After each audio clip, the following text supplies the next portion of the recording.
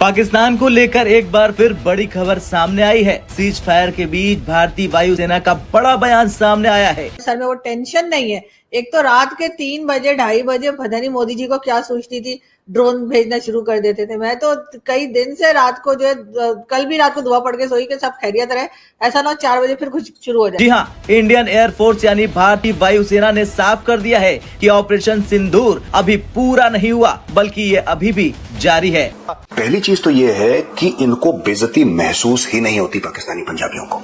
They refuse to be insulted. आप इनके मुंह पर थूक दो, वो कहेंगे बारिश हो रही है। हाँ, भारत ने पाकिस्तान के अंदर घुसकर ब्रह्मोस ALCM यानी एयर लॉन्च क्रूज मिसाइल का इस्तेमाल किया और टारगेट था पाकिस्तान के बहावलपुर में बना जैश-ए-मोहम्मद का हेडक्वार्टर। ये जो सीज फायर है असल में पाकिस्तान की टेक्नोलॉजी को चेक करने के लिए और कुछ बड़ा करने के लिए किया गया है। उनको पता नहीं था कि उनका इक्विपमेंट इतना वीक है। ये पहला टेस्ट था। अब वो जाके जितने भी पैसे खर्चने हैं वो खर्च के ठीक करेंगे। खुद वजीर दिफा का हाल यह है, इनकी बुनियादी मालूमात का हाल यह है कि इनसे CNN के एंकर ने पूछा कि आप कैसे कह सकते हैं कि आपने राफेल गिराया। स्काई न्यूज कह रहा है कि PTV ने बताया जहाज गिर गए। PTV कह रहा है नहीं, हमें स्काई न्यूज ने बताया जहाज गिर गए। ये किसी को भी नहीं पता कि किसने किसको बताया। मैं आपको न्यूक्लियर सुपर पावर कहने वाला मुल्क, उनके प्रधानमंत्री की पैंट खोली जाती है एयरपोर्ट पे। वो कहता कोई बात नहीं, कोई बात नहीं, आप अंडरवेयर खुलवा दो मुझे, कोई उसको वो कहता कोई दिक्कत है ही नहीं। जय हिंद। तो दोस्तों, आप लोग जानते हैं भारत और पाकिस्तान के बीच में जब से सीज फायर हुआ है और भारत ने पाकिस्तान के कहने पर सीज फायर के लिए हाँ कर दिया, उसके बाद पाकिस्तानी मीडिया अब कह रही है कि भारत कुछ बड़ी कार्रवाई आगे कर सकता है। पूरा वीडियो देखिए। इन लोगों ने जो पाकिस्तान को रगड़ा है, पाकिस्तान के पंजाबी ने, पाकिस्तान के जो पंजाबी हैं उन्होंने बनाया। आपने DNA का डिफरेंस देखा है कभी? DNA चेंज हो गया बॉस। आपने इंडियन पंजाबीज को देखा है कभी? इंडियन पंजाबीज मेहनती, दबा के मेहनत, कोई डाउट नहीं है। आपने पंजाबियों को देखा होगा, दबा के मेहनत करेंगे, ठीक है, सवेरे से लेकर रात तक एंजॉय भी करेंगे, फैमिली टाइम भी स्पेंड करेंगे और सवेरे 6-7 बजे उठ के फिर मेहनत पूरे दिन। भारत ने तो कभी नहीं कहा था कि हम आप पे अटैक करेंगे या हम इसको एस्केलेट करना चाहते हैं from the day one. Attack का रीजन पहलगाम था। तो अब क्या बातचीत हुई है, ये हमारे और आपके तो पेचेक से ऊपर की बात है, हमें तो उस खेल का पता नहीं है कि हुआ क्या। बट ये बात सही है कि भारत में एक बहुत गुस्सा था और रोष था और भारत को लगा कि ये समय ऐसा है कि पाकिस्तान को ऐसा करारा वो जवाब देना चाहिए कि पाकिस्तान को, मतलब पाकिस्तान की आर्मी को, to be honest with you, वो उसको सबक सिखाना चाहते थे। बट शायद वो सबक नहीं सिखाया गया, बिकॉज मुझे लगता है, देखिए, अगर आप पाकिस्तान की आर्मी को डिफीट करना 3 से 4 दिन का खेल होगा भारतवर्ष के लिए, मगर फिर क्या? देखिए, बांग्लादेश में और अभी के बीच में अंतर यह है कि बांग्लादेश में आपकी लोगों ने आर्मी के अगेंस्ट में रिवोल्ट कर दिया था, तो हमें खाली आर्मी को रास्ते से हटाना था और लोगों को सत्ता देनी थी और वहां से हट जाना था। इंडिया किसी भी कीमत पे पाकिस्तान को रूल करना तो नहीं चाहता ना। इंडिया वहां पे prime minister, president, chief justice के पोजीशंस को तो एक्वायर नहीं करना चाहता। तो अगर हम आपकी आर्मी को हरा देते, उसको डिसमेंटल कर देते, डिस्क्रेडिट कर देते, और जो कि भाई आपकी जनता ने कर दिया था, तो पॉइंट यह था कि फिर वहां पे पॉलिटिकल वैक्यूम कौन भरता? ये बहुत बड़ा प्रश्न है। तो मुझे लगता है कि जो पाकिस्तान में क्या वो बना रहे हैं, भाई पाकिस्तान के आपके शहबाज शरीफ साहब का मैंने स्पीच सुना, उसमें तो 2474 तो थैंक यू दिए उन्होंने।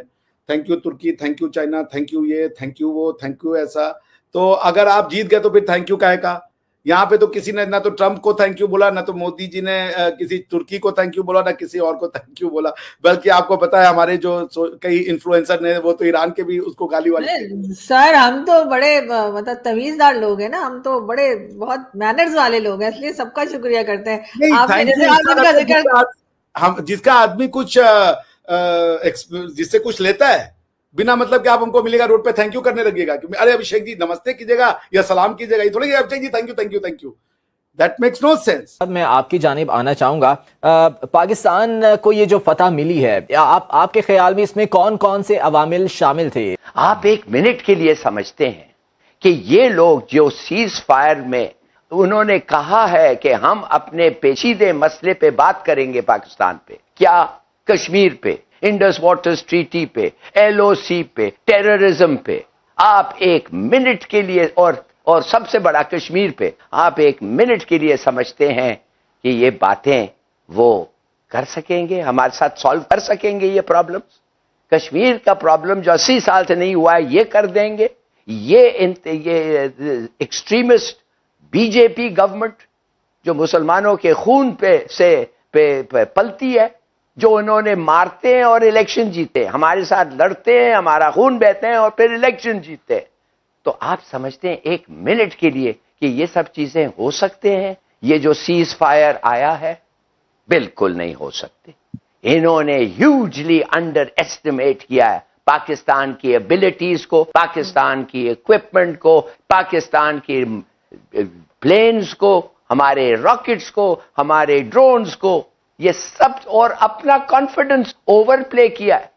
क्या अमेरिका जो कहा एक मिनट के हमें कोई इंटरेस्ट ही नहीं है, ये तो होता रहता है पाकिस्तान इंडिया के साथ, अमेरिका मान जाता टू प्ले अ रोल, जल्दी से सीज फायर ले आता?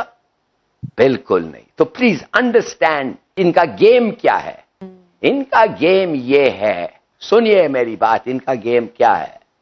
इनका गेम ये है कि जो भी डिफिशिएंसी ऑफ इक्विपमेंट, खास तौर नेविगेशन ऑफ राफेल, ये जैमिंग इक्विपमेंट जो हमने इस्तेमाल किया और 5-6 जहाज को उड़ने नहीं दिया, ये सब ये एड्रेस होगा ये सीज फायर का वक्त के दौरान। ये जो बातें हैं on Indus water treaty, LOC, terrorism, ये सब बकवास, ये सब टाइम गेन करने के लिए। कि जो बीएलए है, बलोच फ्रीडम फाइटर्स, उन्होंने अपनी अटैक्स को और ज्यादा तेज कर दिया है पाकिस्तान की आर्मी के ऊपर, और पंजाबिस्तान, जो पंजाबी लोग बलोचिस्तान में जा रहे हैं, उनकी गाड़ियों को जलाना उन्होंने और तेजी से शुरू कर दिया है।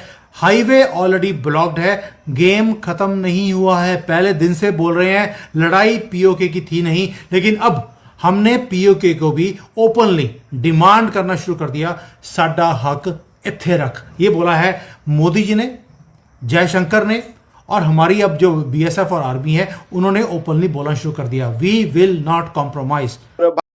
तो दोस्तों आप लोग जानते हैं भारत और पाकिस्तान के बीच में जब से सीज फायर हुआ है और पाकिस्तान ने जब सीज फायर की मांग की थी, जो भारत के डीजीएमओ से बात की थी कि हमें सीज फायर करना है, और उसके बाद जब भारत ने कुछ शर्तें रखते हुए सीज फायर के लिए हाँ बोल दिया था, उसके बाद पाकिस्तानी मीडिया में अब यह बातें हो रही हैं कि भारत ने ये जो सीज फायर के लिए हाँ किया है, कहीं इसके पीछे भारत की कोई लंबी रणनीति तो नहीं है, क्योंकि भारत ने अगर हाँ किया है तो भारत कुछ न कुछ रणनीति जरूर करके बैठा होगा। वहीं आप लोग जानते हैं दोस्तों, भारत ने पाकिस्तान के अंदर भारत का जो ब्रह्मास्त्र है, यानी कि ब्रह्मोस मिसाइल, उसे फायर किया था, और भारत ने पाकिस्तान के कई एयरबेस भी तबाह किए थे, जिसके बाद पाकिस्तान सदमे में आ गया था और पाकिस्तान ने सीज फायर की मांग कर दी थी, जिसके इसी कारण से पाकिस्तान घबरा उठा था भारत की ब्रह्मोस की ताकत देख करके।